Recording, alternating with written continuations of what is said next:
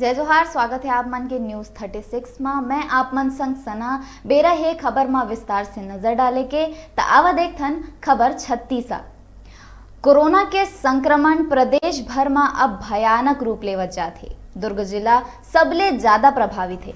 जिला देखत हुए जिला में लॉकडाउन घलो लगा गए है और पालन कड़ाई ले करे जाए के बात कहे जाथे।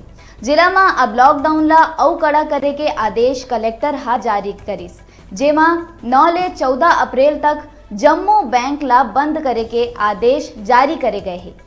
आम जनता के आर्थिक पूर्ति बर एटीएम के संचालन चालू रखे जाही। अब देखना ये हो कि प्रशासन द्वारा जारी आदेश ले कोरोना संक्रमण कतका रुक पाही।